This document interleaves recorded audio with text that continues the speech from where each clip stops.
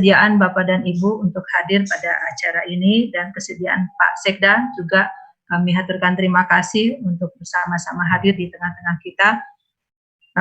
Acara ini sebenarnya bertujuan kami ingin mensosialisasikan satu peraturan Perbub yang telah ditetapkan oleh pemerintah daerah Kabupaten Sumedang tentang pedoman pembangunan JTI. Kita sudah memasuki tahap ketiga untuk proses pembangunan reformasi birokrasi, di mana salah satunya adalah zona integritas menjadi bagian yang tidak bisa terpisahkan di dalam pembangunan reformasi birokrasi tersebut. Oleh karena itu, sudah seharusnya kita membuat sebuah pedoman pembangunan zona integritas yang bisa dijadikan sebagai pedoman bagi seluruh OPD untuk melaksanakan pembangunan zona integritas di OPD-nya masing-masing. Sebelum nanti secara teknis mungkin kami akan menyampaikan hal tersebut, kita dengarkan mungkin arahan dan pengarahan dari Pak Sekda untuk kita semua. Kami persilakan Pak Sekda. Oke, terima kasih Bu Neng. Assalamualaikum warahmatullahi wabarakatuh. Sampurasun. Bismillah, alhamdulillah, hamdan wa syukran lillah, amma ba'du.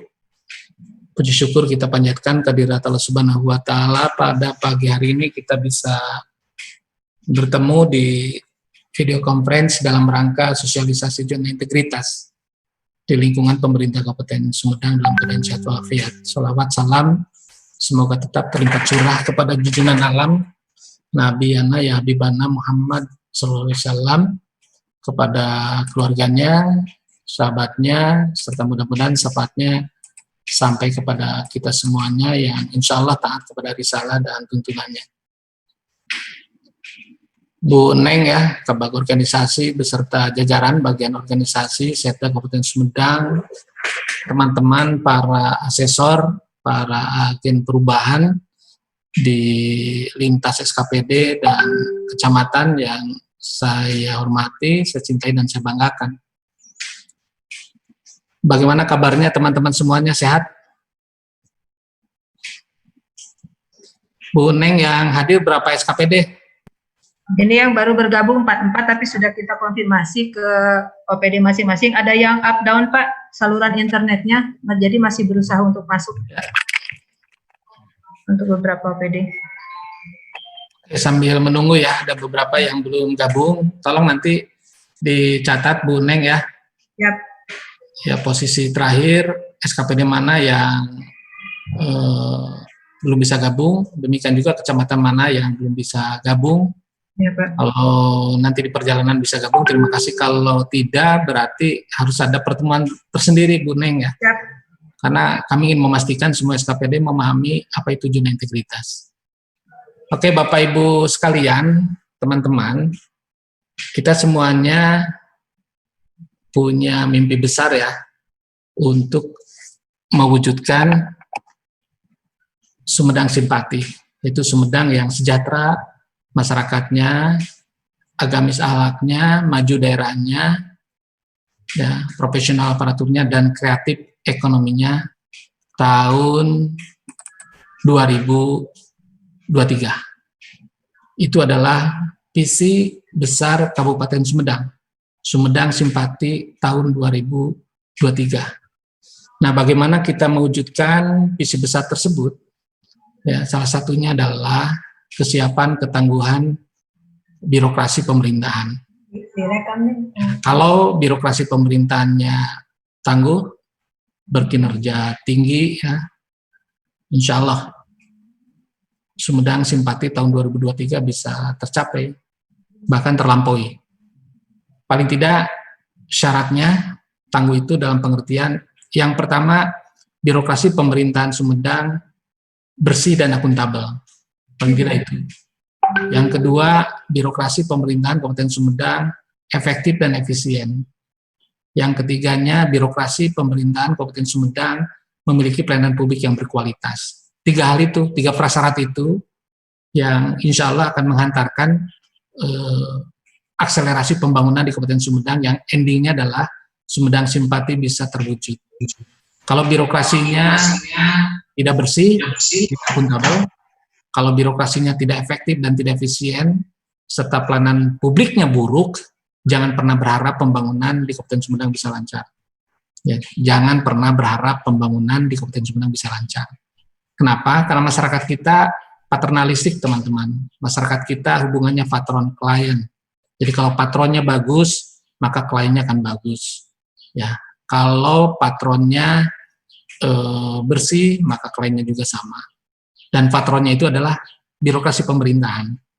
Jadi ketergantungan masyarakat terhadap birokrasi pemerintahan sangat besar. Jadi baik buruknya pemerintahan, baik buruknya pembangunan, sangat banyak tergantung terhadap baik buruknya birokrasi pemerintahan. Ya karena itu, birokrasi pemerintahan yang tadi saya sampaikan, yang bersih dan akuntabel, birokrasi yang efektif, efisien, dan memiliki pelayanan publik yang berkualitas, sesuatu yang tidak bisa ditunda-tunda. Jadi wajib hukumnya birokrasi kita berubah ke arah yang jauh lebih baik. Itu saya kira logika dasarnya. Nah, pertanyaannya, bagaimana kita bisa mewujudkan birokrasi yang saya sampaikan tadi? Ya, bagaimana kita bisa mewujudkan birokrasi yang saya sampaikan tadi, yaitu birokrasi yang bersih dan akuntabel, efektif, efisien, dan memiliki pelayanan publik yang berkualitas. Nah, ada cara, ada tools, ada jembatannya, yaitu reformasi birokrasi.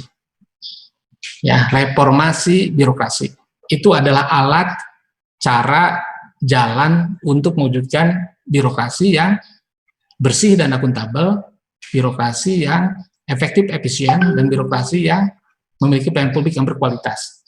Jadi caranya melalui reformasi birokrasi. Dan berbicara reformasi birokrasi, itu ada 8 area perubahan yang harus kita lakukan. Ya, ada 8 area perubahan yang harus kita lakukan, yaitu yang pertama, manajemen perubahan atau mindset. Jadi harus ada perubahan di mindset. Yang kedua, kelembagaan, ya tata laksana, SDM aparatur, pengawasan, akuntabilitas, peraturan perundang-undangan, dan pelayanan publik. Jadi ada 8 area yang harus kita perbaiki, ada 8 area yang harus kita benahi, yang harus kita reform, ya. Itu di tingkat pemerintah Kabupaten Sumedang. Jadi reformasi birokrasi itu suatu perubahan yang sistemik, ya, itu dilakukan di tingkat pemerintah Kabupaten Sumedang. Jadi di 29 SKPD 26 kecamatan.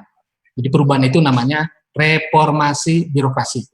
Nah, sekarang bagaimana pelaksanaan reformasi birokrasi di tingkat SKPD? Ya, pelaksanaan reformasi birokrasi di tingkat SKPD. Di dinas, badan, kantor di tingkat kabupaten maupun di kecamatan.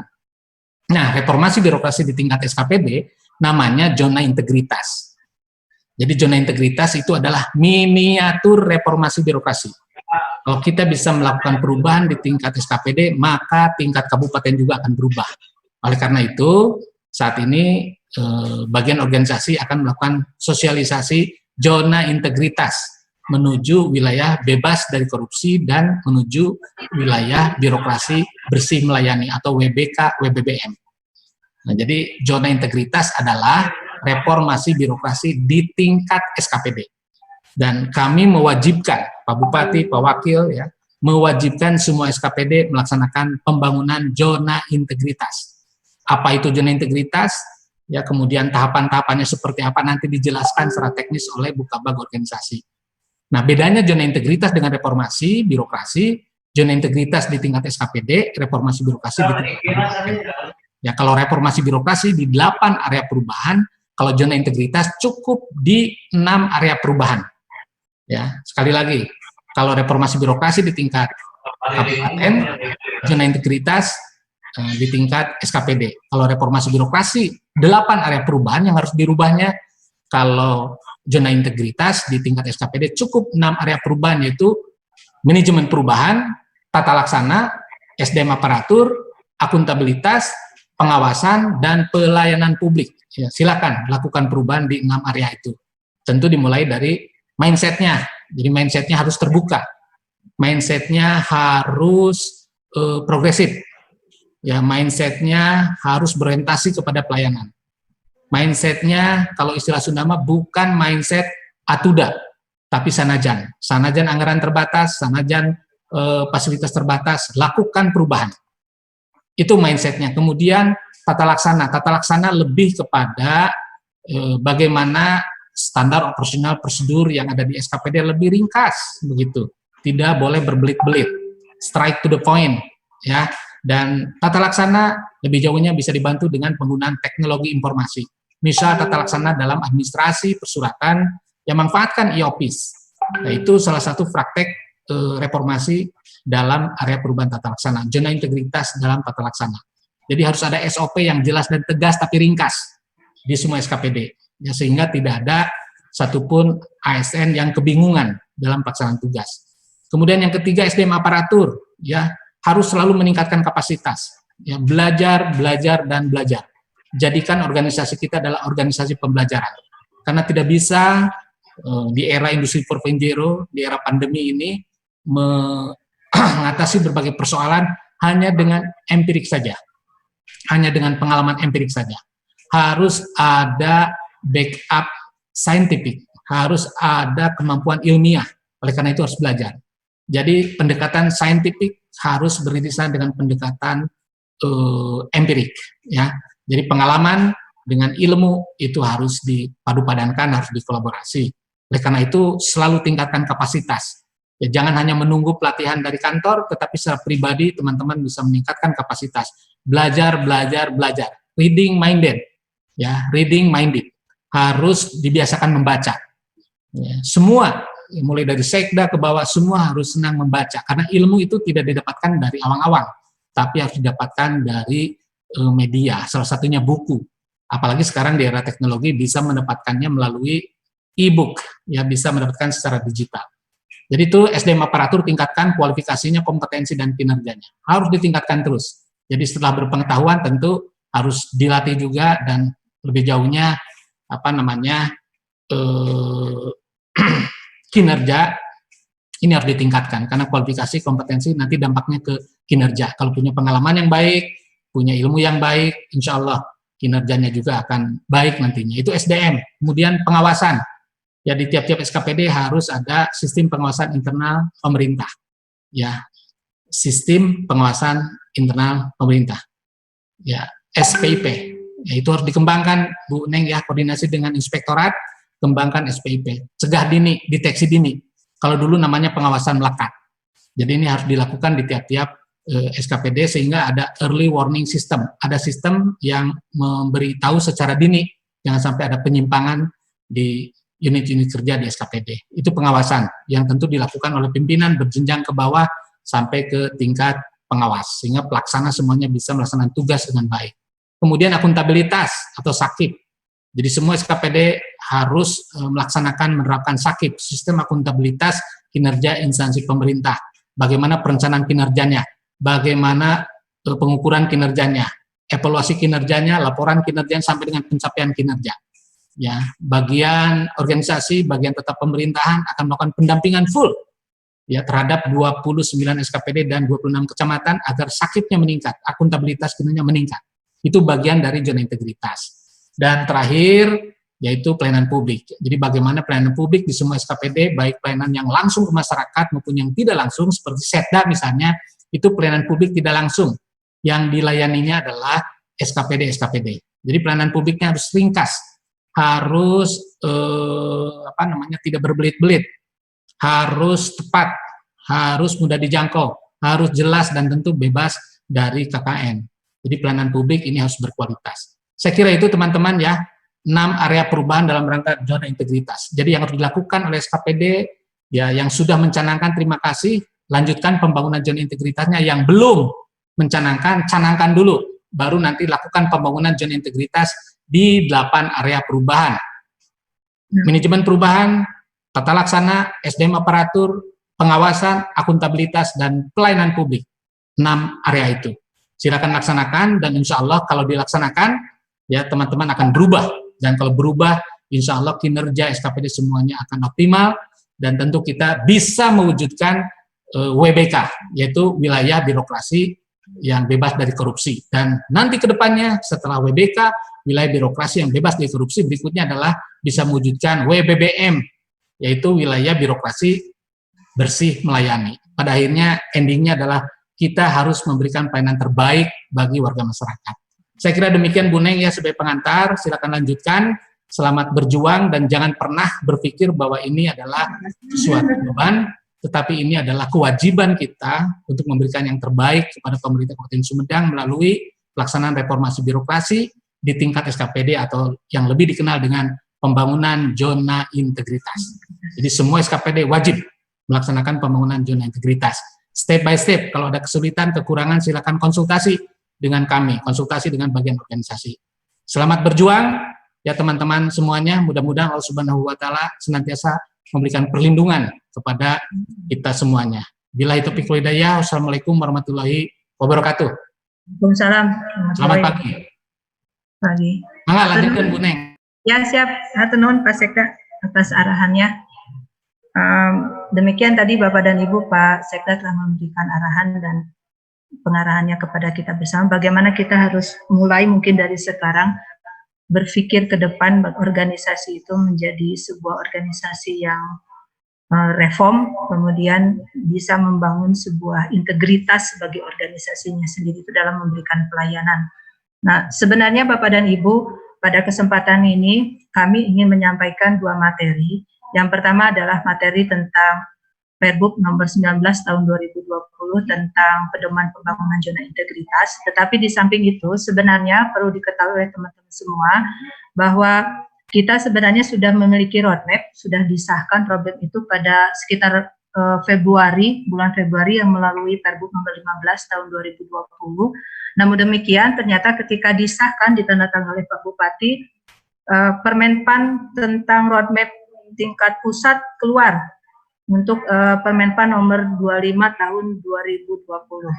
Nah, oleh karena itu saat ini kita sudah melaksanakan penyelarasan roadmap kita yang sudah selesai sejak Februari itu dengan roadmapnya pusat, dan alhamdulillah sekarang sudah berproses di bagian hukum. Mudah-mudahan dalam waktu dekat itu sudah ditandatangani oleh Pak Bupati dan bisa di-share ke teman-teman semua, ke Bapak dan Ibu semua. Oleh karena itu mungkin nanti secara sekilas kami pun akan menyampaikan bagaimana roadmap yang ada di Kabupaten Sumedang untuk tahun 2020-2024. Karena sekarang sudah memasuki tahun 2020, maka Bapak dan Ibu bisa melihat roadmap tersebut dan bisa dijadikan sebagai tolak ukur bagaimana nanti Bapak dan Ibu melaksanakan proses reformasi birokrasi di OPD-nya masing-masing, termasuk nanti bagaimana pembangunan zona integritas yang seperti disampaikan oleh Pak Sekda tadi dilaksanakan oleh OPD masing-masing. Pertama mungkin saya ingin menyampaikan mengenai Perbup nomor 19 tahun 2020. Mungkin bisa di-share PowerPoint-nya. Oke, Bapak dan Ibu, sebagaimana pembangunan zona integritas adalah merupakan hal yang tidak bisa terpisahkan dari sebuah proses reform birokrasi di seluruh wilayah Kabupaten Sumedang, tidak hanya di Kabupaten Sumedang, saya kira di seluruh wilayah Indonesia, karena saat ini memang target dari pemerintah pusat ini sungguh luar biasa. Targetnya adalah ingin menjadikan sebuah pemerintahan yang world class. Nah, kemudian kita sebagai salah satu bagian dari negara Kesatuan Republik Indonesia tidak salah dan harus saya kira kita berusaha untuk melaksanakan pembangunan zona integritas tersebut untuk mendukung apa yang diinginkan oleh pemerintah pusat. Lanjut. Nah, seperti yang tadi disampaikan oleh Pak Sekda bahwa sebuah kondisi yang ada di kita ketika pemerintahan belum bersih, kurang akuntabel, berkinerja rendah, pemerintahan belum efektif dan efisien, pelayanan publik masih buruk, ini adalah sebuah kondisi existing yang secara umum terjadi di lingkungan pemerintahan. Tidak hanya level daerah, provinsi, saya kira di level pusat pun masih terjadi hal-hal seperti begini. Oleh karena itu, melalui sebuah tools yang kita ketahui dan kita pahami mengenai reformasi birokrasi, kita berusaha untuk melaksanakan revolusi mental. Revolusi mental lebih bagaimana kita selaku birokrasi mempersiapkan diri untuk menjadi seorang birokrasi yang memang betul-betul akuntabel, berkinerja tinggi, efektif, efisien, dan dapat memberikan sebuah pelayanan yang lebih baik. Di samping itu, reform birokrasi yang tadinya disampaikan oleh Pak Sekda tadi melalui 8 area, mulai dari manajemen perubahan, kemudian peraturan, tata laksana, kelembagaan, akuntabilitas, pengawasan pelayanan publik sampai ke SDA, sumber daya aparatur, itu juga tidak terlepas adanya intervensi dari stakeholder. Karena kalau kita tidak berkolaborasi dengan stakeholder, maka good governance itu tidak akan tercapai. Karena good governance itu kan intinya pemerintah, stakeholder, dalam pemerintah, masyarakat dengan stakeholder. Stakeholder ini kan banyak macamnya, bisa swasta, bisa ini, makanya sering digaung-gaungkan oleh para pimpinan kita bahwa kita harus berupaya untuk menjalankan kegiatan operasional di OPD masing-masing tidak hanya tergantung pada APBD saja, gitu. Tetapi kita berharap ada aspek di sini intervensi dari stakeholder yang bisa meningkatkan kinerja kita sehingga target-target yang kita inginkan di tahun 2023 ini bisa tercapai dengan maksimal. Ini kondisi yang ingin diharapkan, yaitu pemerintahnya bersih, saya kira, kemudian akuntabel, berkinerja baik, pemerintahnya efektif, sampai ke kita mampu memberikan sebuah pelayanan publik yang baik dan berkualitas. Itu mungkin desain bagaimana pembangunan zona integritas itu sebagai bagian yang tidak terpisahkan di dalam proses reformasi birokrasi untuk melaksanakan sebuah perubahan reform. Nah, kemudian apa sebenarnya yang menjadi maksud dan tujuan di dalam proses penyusunan pembangunan sebuah peraturan pembangunan zona integritas ini. Selain Perbuk yang telah ditetapkan ini, kita ingin menjadikan sebuah acuan dan keserambangan dalam sebuah proses pemahaman. Tentu saja zona integritas ini, peraturan tentang pembangunan zona integritas ini, kita menginginkan sebuah desain pembangunan zona integritas yang lebih efektif, gitu. Kemudian tentu saja akhirnya ketika efektivitas pembangunan zona integritas bisa dilaksanakan oleh OPD, maka ini secara tidak langsung akan memberikan kontribusi positif terhadap kapasitas dan akuntabilitas organisasi. Dan lebih lanjutnya lagi, ketika kapasitas dan akuntabilitas organisasi itu bisa kita desain dengan maksimal, maka kita berharap bahwa pemerintahan ini bisa bersih dari dan bebas dari korupsi dan nepotisme. Nah, itu sebenarnya yang diharapkan di dalam sebuah proses pembangunan JTI itu, pemerintahan yang bersih dan bebas korupsi. Dan satunya lagi, ketika kita sudah menjadi pemerintahan yang bersih, bebas dari korupsi, maka ini akan meningkatkan sebuah proses pelayanan publik. Karena yang diharapkan oleh publik, maka oleh publik dalam hal aspek pelayanan itu tidak lagi terjadi diskriminatif, tidak terjadi lagi kong kali kong dan lain sebagainya lah. Ini yang diharapkan di dalam proses pembangunan zona integritas tersebut. Nah, kemudian lanjut. Nah, lanjut, Neng. Nah, ini Bapak dan Ibu sekalian, zona integritas ini saya kira Bapak dan Ibu sudah paham apa pengertiannya. Jadi zona integritas itu adalah sebuah predikat yang diberikan kepada instansi pemerintah yang pimpinan dan jajarannya mempunyai komitmen untuk mewujudkan WBK-WBBM melalui reform, khususnya di dalam hal pencegahan korupsi dan peningkatan kualitas pelayanan publik.